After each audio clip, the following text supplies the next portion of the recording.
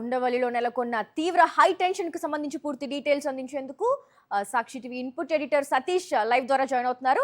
సతీష్, ఏదైతే రాజధాని పేరుతో ఈ బలవంతపు భూసేకరణకి సంబంధించి పూర్తి డీటెయిల్స్ ఏంటి, అసలు ఎలా చూడొచ్చు అంటారు? ఎందుకంటే వాళ్ళు ఏదో నక్సలైట్లు, టెర్రరిస్టులు అన్నట్లు రైతులను కట్టిపడేసి లాక్కెళ్తున్న విజువల్స్ మనం చూస్తున్నాం. అక్కడ నెలకొన్న హై టెన్షన్ కి సంబంధించి డీటెయిల్స్ ఏంటి సతీష్? ఆంధ్రప్రదేశ్ రాష్ట్ర రాజధాని, ప్రజా రాజధాని చెప్పుకున్నటువంటి ప్రభుత్వం అక్కడ ప్రజలకు సంబంధించినటువంటి భూములను ఎంత బలవంతంగా లాక్కుంటుందో, ఎంత నిర్దాక్షిణ్యంగా పోలీసు బలగాల చేత జేసీబీలను పెట్టి పంటలను 3 పంటల పచ్చని పొలాల్లోని పంటలను ఎలా ధ్వంసం చేసి లాక్కుంటుందో మనం ఆ దృశ్యాల్లోనే చాలా స్పష్టంగా అర్థమవుతుంది.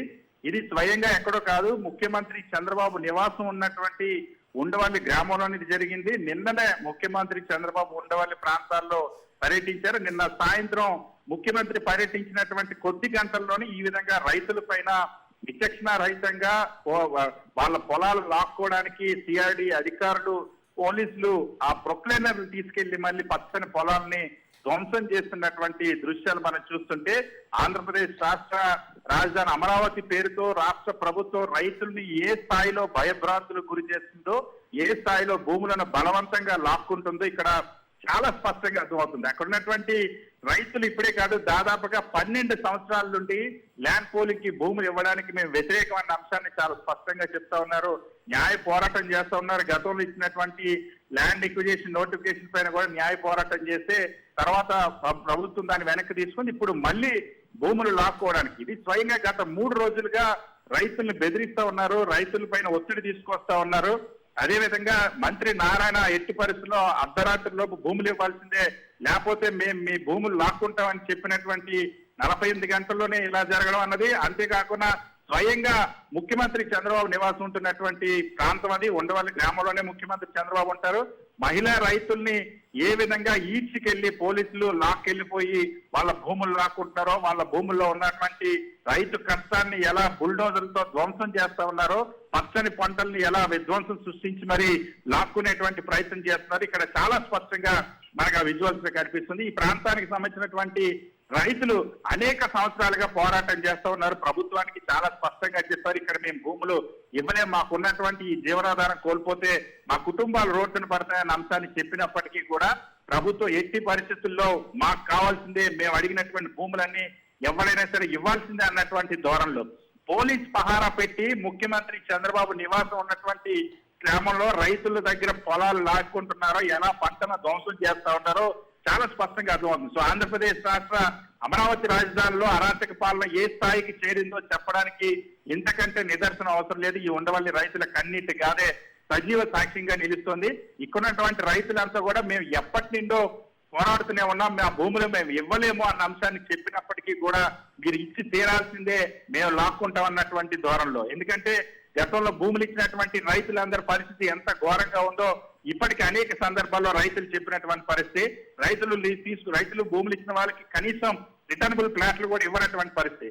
ఒకవైపు ముఖ్యమంత్రి చంద్రబాబు నివాసం, మంత్రి నారాయణ నివాసాలు అద్భుతంగా అక్కడ నిర్మించుకుంటా ఉన్నారు, కానీ రైతులకు సంబంధించినటువంటి రిటర్నబుల్ ప్లాట్లలో ఒక్కటంటే ఒక్క రైతు కూడా నివాసయోగ్యమైనటువంటి ఇల్లు కట్టుకునేటువంటి పరిస్థితి లేదు. సో అలాంటి పరిస్థితులు ఇక్కడ ఉన్నటువంటి రైతులు మేము ఇవ్వలేము, మా గతంలో ముఖ్యమంత్రి చంద్రబాబు చెప్పారు, ఎవరైతే భూములు ఇస్తారో వాళ్ళ దగ్గరే తీసుకుంటే ఇవ్వని వాళ్ళని వాళ్ళకే వదిలేస్తామని చెప్పినటువంటి ముఖ్యమంత్రి చంద్రబాబు ఇప్పుడు బలవంతంగా భూములు ఇవ్వని వాళ్ళ దగ్గర లాక్కోవడం పట్ల ఇలా ప్రొక్లైనర్లు పెట్టి రైతుల పొలాలని, పంటల్ని ధ్వంసం చేస్తూ రైతుల్ని ఈడ్చుకెళ్తూ వాళ్ళ దగ్గర భూములు లాక్కోవడం పట్ల సర్వత్రా విమర్శలు వెల్లువెత్తూనే ఆ రైతులంతా కూడా అనేక సంవత్సరాలుగా, దాదాపుగా 12 సంవత్సరాల నుండి ఈ భూములు ఇవ్వకుండా పోరాటం చేస్తుంటే ఇప్పుడు వాళ్ళ దగ్గర నుండి బలవంతంగా సిఆర్డి అధికారులు జేసీబీలతో పంటలు ధ్వంసం చేసి వాళ్ళ దగ్గర నుండి పొలాలు బలవంతంగా లాక్కునేటువంటి ప్రక్రియ చేపట్టి నిన్న రాత్రి నుండి కూడా ఉండవల్లి గ్రామంలో ఈ భూములు ఇవ్వనటువంటి రైతుల ఇళ్ల దగ్గర అలజడి సృష్టిస్తూ ఉన్నారు.